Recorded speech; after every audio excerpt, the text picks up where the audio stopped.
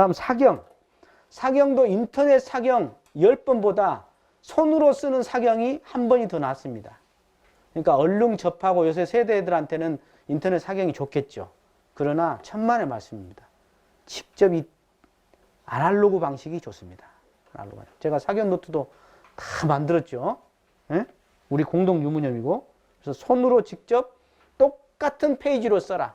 여기 보면 아까 56페이지 보면 여기 한 생각이라는 하고 넘어가요. 주착도 없이. 그러면 한 생각이라는 하고 종이 공간이 남아서 넘겨버리세요. 그리고 똑같이 쓰는 거 페이지를.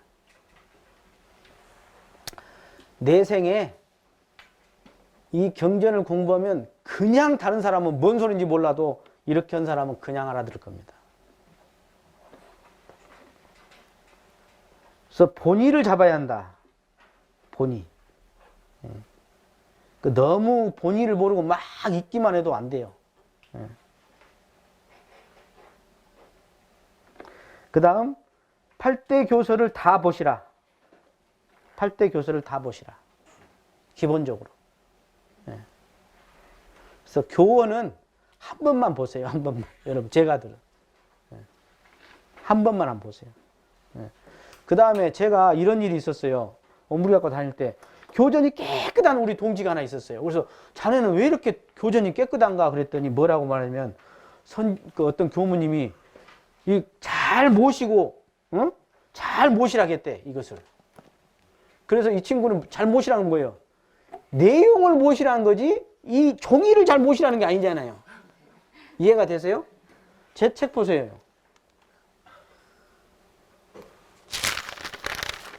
지금 이렇게 지금 헌 책이 지금 몇 권째인지 몰라요.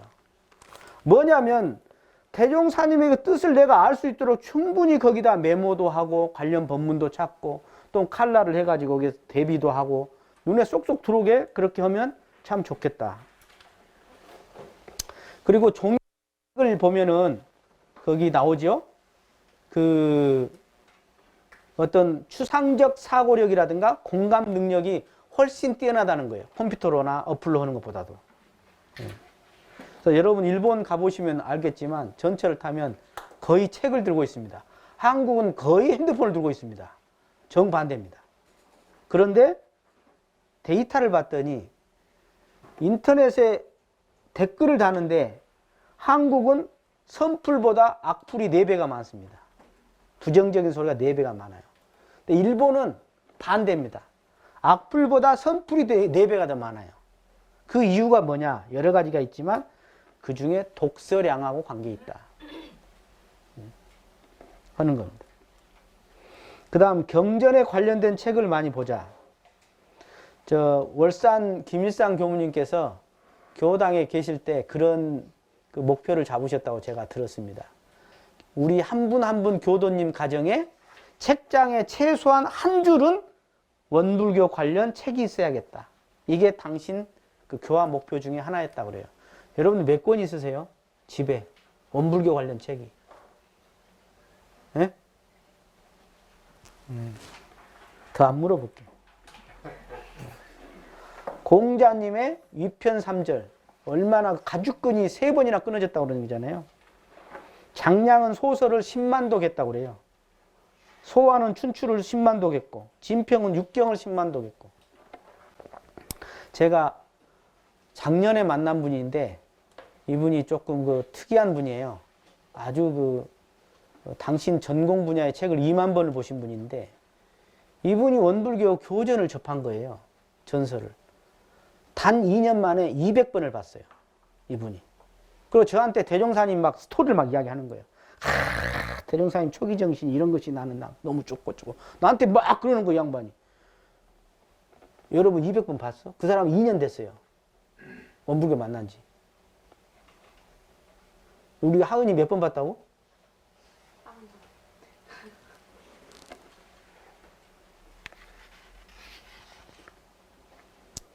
그 다음 10번째, 이 진리와 생활과 실지에 부합되게 읽어봐라. 쉽게 말해서 대종사님의 이야기가 아니라 대종사님의 말씀을 통해서 나라면 어떻게 할 건가? 나를 거기다 대입해보라는 거예요. 대입해라. 그게 좋다. 그러니까 제3자로 띄워놓고 보지 마시고. 자, 그 다음에 정기훈련에서 왜 경전이 필요하냐? 필요하겠죠? 기본 방향을 알려줘야 하니까 우리가 기본을 배워야 하거든요. 자, 넘어가겠습니다. 자, 강연입니다. 강연과 해야는 묶어서 하겠습니다, 제가. 시간이 이제 많지 않으니까. 자, 강연, 해와.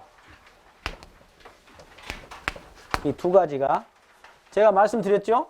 자, 연불자선을 통해서 마음을 밝혀가지고 깊이 의두성리를 해가지고 동시에 경전 공부를 한다. 그래서 글로 쓰면 정길기고 그것을 글로 쓴 것을 다시 글로 써가지고 편안하게 말할 때는 해와 구속을 줘서 격을 갖춰서 할 때는 강연이더라. 그 말씀을 드렸죠. 자, 그것을 놓고 이제 한번 생각을 해보시게요. 자, 읽어봐요, 원문을. 강연은 사리 간의 어떠한 문제를 정하고 그 의지를 해석시킴이니 이는 공부인으로 하여금 대중 앞에서 격을 갖추어서 그 직언을 교화하며 해도를 단련시키기 위함이다. 자,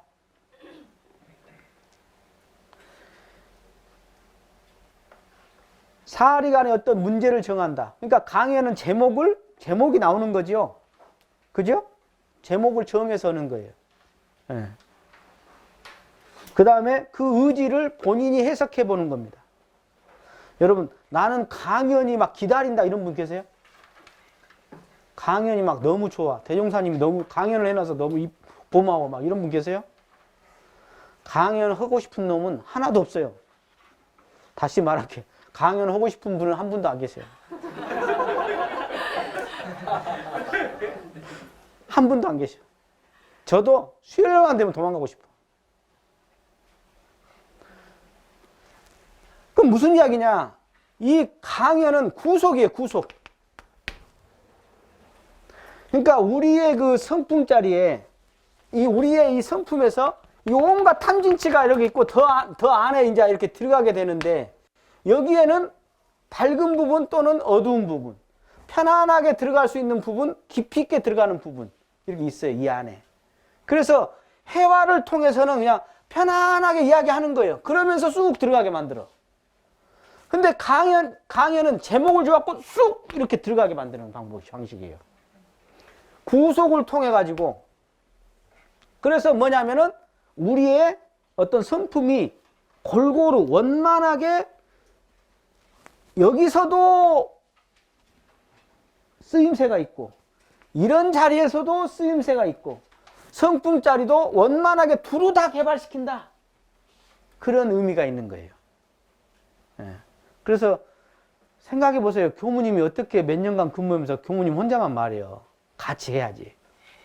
그죠? 제가 이 교당 처음에 와서 강연을 시키니까 그냥 내가 그것도 책으로 쓰고 싶은데 별로 뭐 핑계가 다 있어. 그냥 나는 뭐 젊은 사람 시키세요. 나는 뭐 대중 앞에 가면 막 나 교당 안 나와버린다고 교당 옮겨버린다는 사람 막 난리가 아니야. 아이고 참말로. 내가 한 사람도 그 말을 안 들어줬지.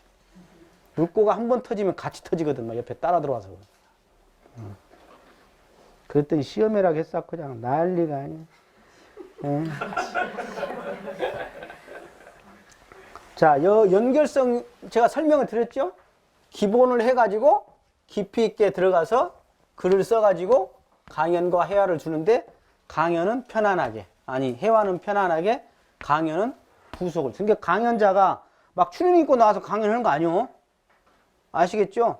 항상 깔끔하게 강연할 때는 옷도 딱 입고 그렇게 하는 것이 맞습니다. 격을 갖추.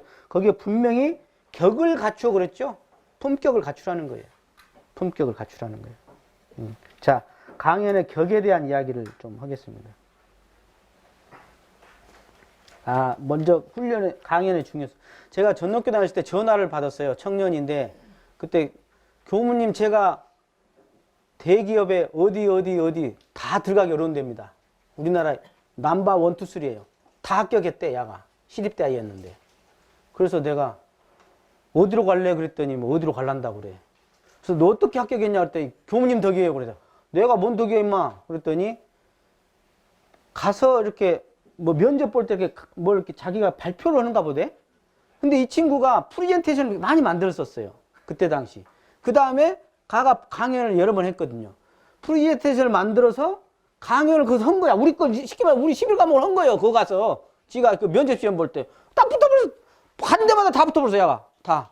그리고 나한테 고맙다고 그래. 나한테 고맙고는 뭐 대중사님한테 고맙다고 전화해라 내가.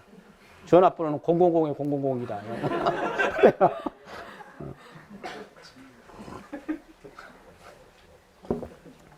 자, 강연의 격은 여러 가지입니다.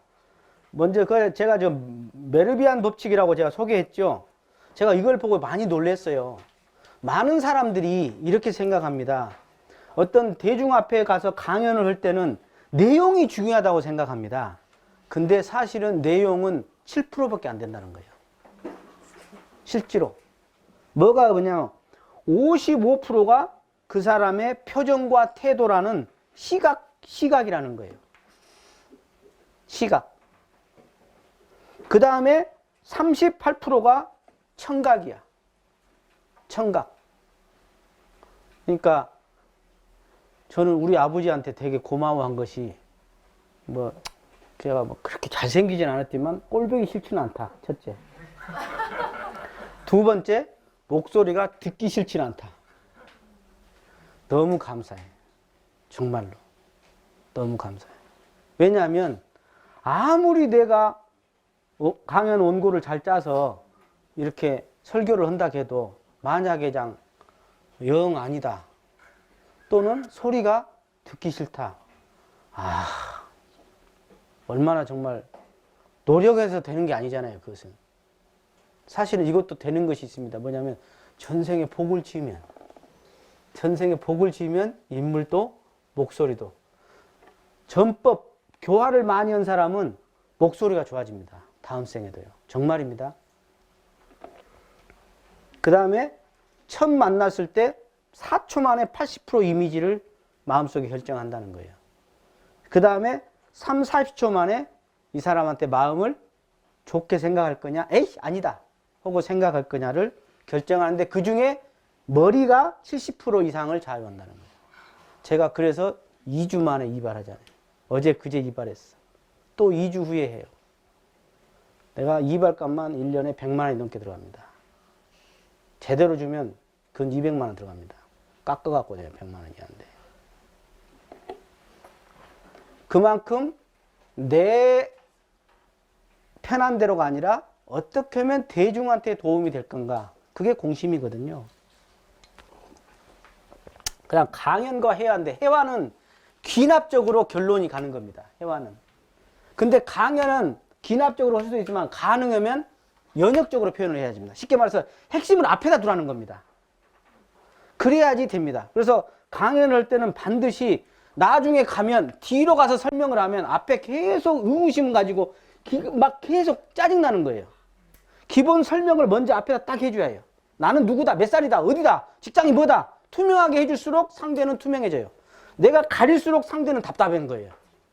그러니까 사회자가 소개를 잘 해줘야 합니다. 사회자가 소개를 안 하면 지가 자기 소개를 반드시 해야 합니다. 소개를 안 하고 하면 내용이 들어오지 않아요. 저 사람이 누구다냐? 계속 그러고 있거든요.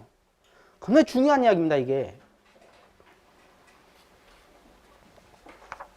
그리고 구체적으로 해야 합니다. 육하원칙에 의해서.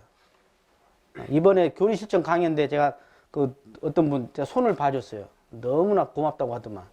그거 손 봐주고 안 봐주고 겁나 차이 나거든요. 정확할 건 정확하게 해야 됩니다. 그게.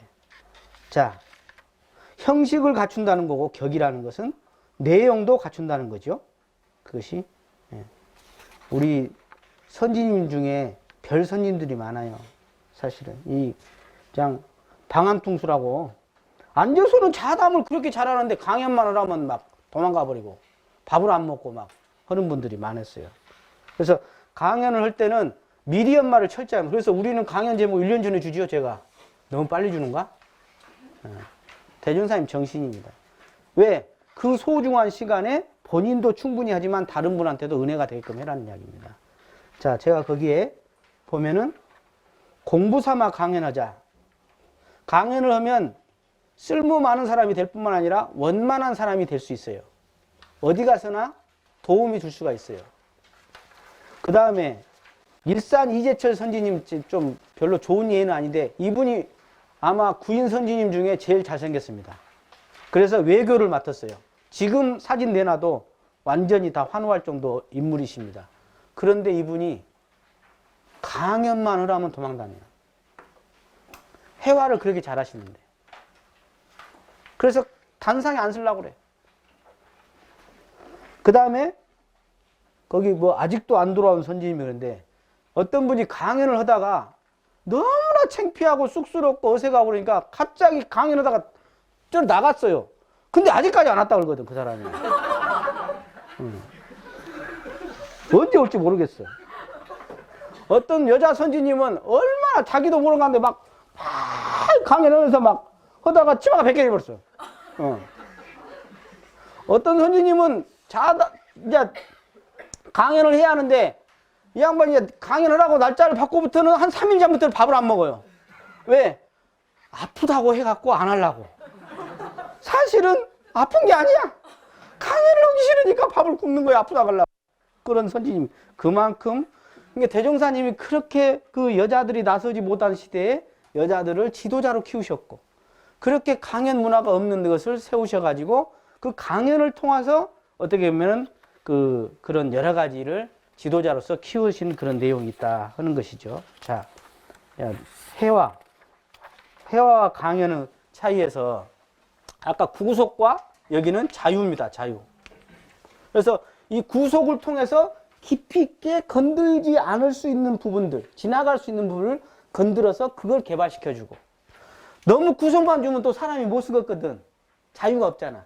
그러니까 또 자유를 줘서 회화를 통해서 그냥 편안하게 이야기해서 듣다 보니까 어느새 귀납적으로 하고 자기가 싹 들어오게 되죠. 이 두 방법을 대종사님은 같이 쓰셨다 하는 이야기죠. 그래서 강연할 때도 그 격을 잘 갖추셔야 하고 회화도 마찬가지입니다. 회화는 자기가 견문한 것이 그냥 느낀 것을 그냥 편안하게 말하는 거예요. 그래서 구속이 없고 활발하게 의견을 교환해. 여러분, 의견 교환 이게 참 중요한데 가족 간에도 또는 어떤 직장 내에서도 의견 교환이 중요합니다. 이게 그냥 편안하게 의견 교환을 했는데 회화를 했는데 그 안에 뭐가 들어요? 기운이 통하고 정이 통하고 맥이 통하고 그 속에서 어떤 결론들을 추출해 낼 수 있는 겁니다. 그것입니다. 그래서 회화도 못한 사람은 징그럽게 못하더만 듣지도 않고 자기 말만 한다든가 아니면 한마디도 안 해도 허공에 맺힌다나 뭐 한마디도 안 하는 사람도 있고 가지가지. 그래서 대종사님은 이것을 다 두 가지가 할 수 있도록 다 내주셨다. 대종사님 당대에는 회화봉이라는 게 있었어요. 회화봉이라는. 왜냐하면 서로 말을 안 하려고 그런 게 그냥 봉을 딱 돌아가면서 주면 이제 자기가 말을 해야 해요. 일기발표를 하든가. 그러니까 대종사님 당대에는 어떻게든지 오늘은 뭘 찾아서 일기에다 써갖고 발표해야 하냐고 그냥 막 그거 찾고 다녔다는 거예요. 그렇게 개발시킨 거예요, 대종사님. 이해가 되시죠? 무슨 말씀인지. 예. 그래서 이 회화할 때도 기본 주의할 점이라든가 또는 듣는 법, 말하는 법 이런 것들이 다 원리가 있는 거죠. 그래서 제가 거기다 적으라고 했어요. 내가 강연이나 경전은 내가 그동안에 얼마나 받고 강연은 내가 몇 번이나 해봤고 또 앞으로 할 계획은 무엇인지 회화는 얼마나 해봤는지 그걸 한번 적어봐라. 그래서 여기 내놓습니다.